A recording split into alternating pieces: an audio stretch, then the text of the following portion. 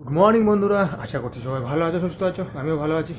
দুদিন ধরে যা ঠান্ডা পড়ছে না, তা বলার মতো না। সকালে বাইরে বেরোতে ইচ্ছে করছে না। কালকেও বাইরে যাইনি, সকালবেলা একদম গিয়েছি কটার সময়, 10টা 10:30। এমনি দরকার ছাড়া যাইনি বাইরে, এত হাওয়া চলছে আর ঠান্ডা বলার মতো না।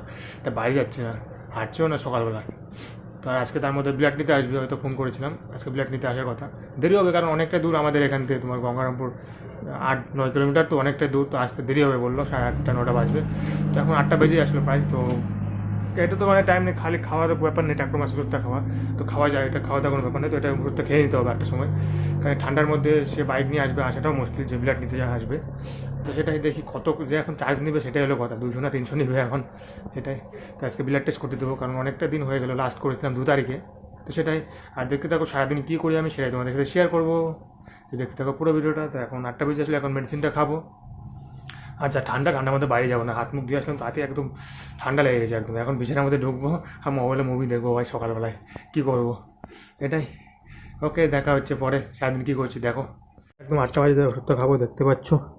তো এখন আমি সকালে 2.5 mg খাই, আর তোমার রাতে 2 mg। এটা 7 দিন চলবে, তারপরে তোমার 2 mg চলবে, তারপর তো ডাক্তার দেখাবো, তারপরে এখন আবার কমাবে না কি করবে এখন, ট্যাক লেভেল মানে রিপোর্টটা করতে দিতে হবে। এটা তো এখানে করবো, আমি কলকাতা যাবো না, আমি মালদাতেই হয়। তো বাইরে থেকে হয়তো ব্লাড নিয়ে যাবে হয়তো, দেখি কথাবার্তা বলি, হয় যদি তাহলে সেটাই করবো।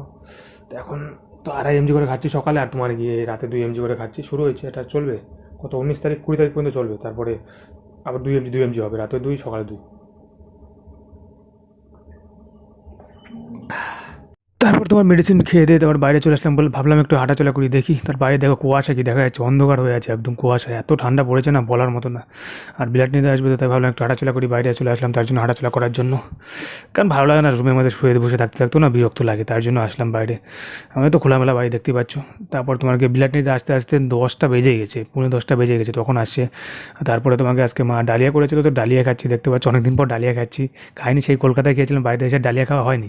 তো তাই বললাম ডালিয়া বানাতে, তো ডালিয়াই খাচ্ছি আজকে সকালবেলা, দেখতে পাচ্ছ। ছিল মেডিসিন নিয়ে গেলো, তোমাকে ব্লাড নিয়ে গেলো, আজকে ব্লাড টেস্ট করতে দিলাম, দেখতে পাচ্ছ ব্লাড নিয়ে গেলো, বাড়িতে আসছিলো। তো 200 টাকা চার্জ নিল। তো রিপোর্ট করতে লাগলো তোমার গিয়ে কত, এখানে 1470 সব কিছু করলাম তো, সিবিসি টিবিসি, তো 1470 মানে 1670 টাকা, মানে 1700 টাকার মতো খরচা পড়লো। 200 টাকা চার্জ নিল, মানে 1500, আর তোমার 200 1700 মতো খরচা পড়লো।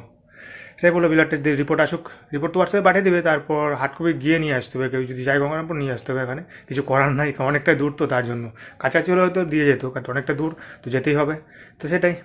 তো খেয়ে দিয়ে নিলাম, মানে লেট হয়ে গেলো আস্তে আস্তে, কটা 9:45 বেজে গেছি বাড়িতে আস্তে আস্তে ব্লাড নিতে, না খেয়েছিলাম এত সময়। তো এখন খেলাম পাড়াপাড়ি করতে, খাওয়া দাওয়া করে মেডিসিনটা খেয়ে নিলাম।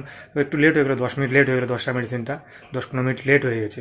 তো কী করা যাবে, ব্লাড টেস্ট তো করতেই হবে, সেটাই। ওকে, তো দেখাচ্ছি সারাদিন কী করছি। তারপর তোমাকে চান টান করে ফ্রেশ ট্রেশ হয়ে তারপর দুপুরে তোমাকে রান্না করেছে মা। আজকে কী রান্না করছে দেখতে পাচ্ছ। আজকে তোমাকে ডাল ছিল, ডাল তো থাকেই রোজ দিন, মোটামুটি ডাল থাকেই। ডাল ছিল, ডালের মধ্যে সবজি দিয়ে দিচ্ছে, এক্সট্রা সবজি করেনি, শুধু ডালের মধ্যে সবজি দিয়ে দিচ্ছে, লাউ গাজর টাজর। আর লাউয়ের সবজি করেছিল, মাছ এনেছিল বাবা সকালে, তো মাছ নিয়ে এসেছিলো, মাছ দিয়ে তোমাকে লাউয়ের তরকারি করেছিল, দেখতে পাচ্ছ।